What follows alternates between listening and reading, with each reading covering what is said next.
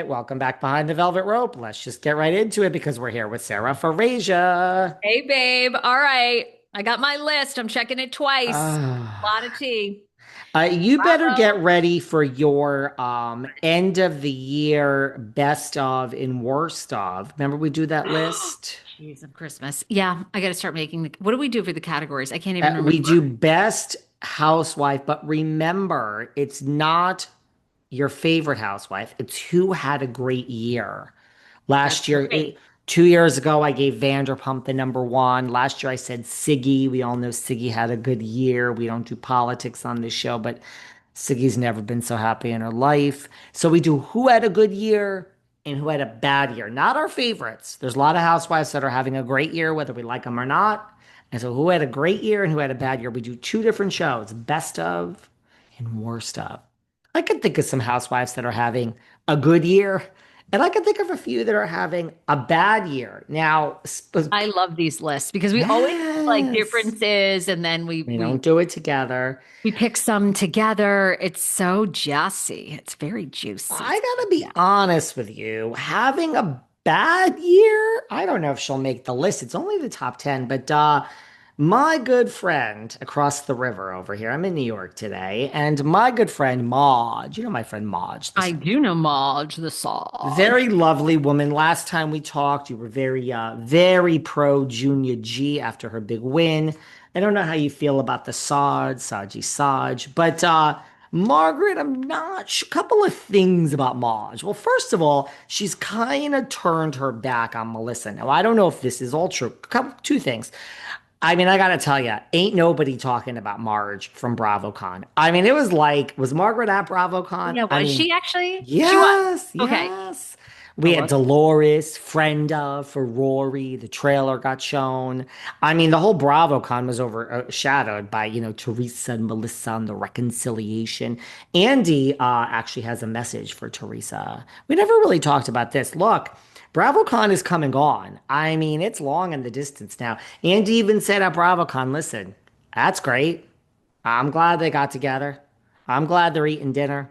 I mean, but yeah, we're not picking up cameras. They better be doing this for them. So Andy's message for Teresa is, girl, no time soon. So I'm just wondering, like, here we are. Tis the season. Should Melissa and Teresa do a Panoli cookie collab? I think so. Under Melissa's, umbrella, of course, she'll get the more money. But let's put our money where our mouth is. I mean, let's go right back to where it all started. Are we going to throw the cookies out? I mean, are this family going to spend Christmas together? Because that is what you do. I mean, we're not talking Joe and Melissa live in Orange County and Teresa lives in Maine. No offense to Maine, but it's about as far from You know where. how you feel about my home Well, state. what did I say about Maine? You Field like, mice.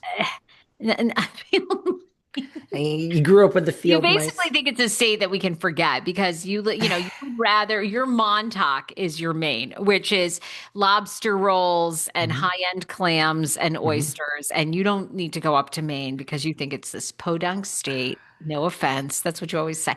It, That's fine. That's fine. Some amazing. First of all, this guy that's like an NBA rock star. I don't even know his name, but whatever. He's from Maine. oh. Anna Kendrick, Maine. Stephen King, Maine.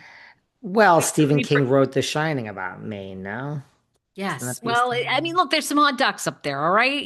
But you think we're the only state with the odd ducks? I don't think so. You're just so far up there. It's like nobody just pops into Maine. You're not just like, let me just hop over to Maine. I mean, it is like, it's up there, girl. But so Teresa and Melissa, I mean, we're talking what? One is in Franklin Lakes and Teresa's kind of in the middle of nowhere where that fucking house is with Louis. But let's see it. I want to see a Christmas dinner with this gruesome twosome foursome with Gia and the kids. Let's see it. You guys better. I mean, where are all the posts? Where are the pictures and the posts? Because well, Andy's message was you better do it for yourself. So I just like to see if they're going to spend Christmas together. But my point was, Margaret is like forgotten at BravoCon. It's like she wasn't even there. But apparently, I don't know if you saw this, the rumors and nastiness where that Margaret was going around BravoCon telling people like, it's not real. Melissa's just doing this to like, like just for like, the looks of it and like, for the show. And apparently Yeah, we Margaret know. is We're aware. we're aware, Sarge. Sarge, well, Sarge, we're on the case as well. We appreciate you stating the obvious, but we're everybody's well aware. I think people are. I don't think anyone finds this sincere. As I told you, I'm a Junior G fan now. yes. Junior G says if you're rooting against us, that's horrific. You have hatred in your heart. Who Hmm. roots? And it's true. I hope Yes. every family. I thank God I've never been. Well, actually, I'm estranged from my dad's sister, so okay, and not, but. Mostly my family, we're not estranged. We all like love each other despite different beliefs and all this stuff, different lifestyles. And so I want families to have that. Yeah. I'm with her. I'm rooting for them. But I think with this and the timing of the show being so up in the air, everyone's like, yeah. But isn't this, I mean, this sounds like Margaret turned on Melissa. Like, isn't this her good friend? You're going around telling people it's all for show and Melissa doesn't really mean it. I don't know, Margaret. I would cut it because isn't this her friend? I wouldn't be talking like this. And let me tell you something. You have a minute? Go If on. Margaret is not really sure of how this is all going to go, she should actually call Jacqueline Larita and Kathy Wakili. She knows Kathy Wakili. They're friendly. She should call Kathy and she should call Larita and she called to her good friend Danielle Staub. I mean, Danielle would probably hang up the fucking phone and call security, but she should call those three and ask, how does it go when Melissa and Teresa make up?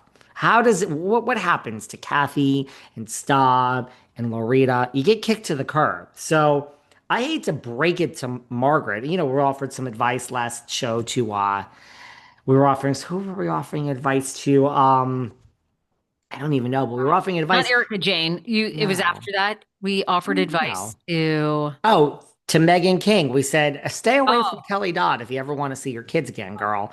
My advice to Margaret would be like, I wouldn't be speaking about how this is fake because Melissa will choose Teresa Giudice over you, Margaret. Oh, and by the way, I thought it was so, since we're on the subject before we move on, did you see the panel at BravoCon with the Jersey Boys, with Paulie, Joe Gorga, and Benigno, the small dick guy that's married to Margaret? Joey G is going on and on. She is my sister. I want her in my life. The crowd is cheering. I want her in my life. I love my sister.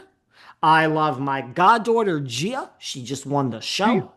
I love Junior G. I love Juicy Joe. I love them all. I love my sister. And he is going on. And I mean, I have to tell you, I don't have a heart, but Joe Benigno is sitting right there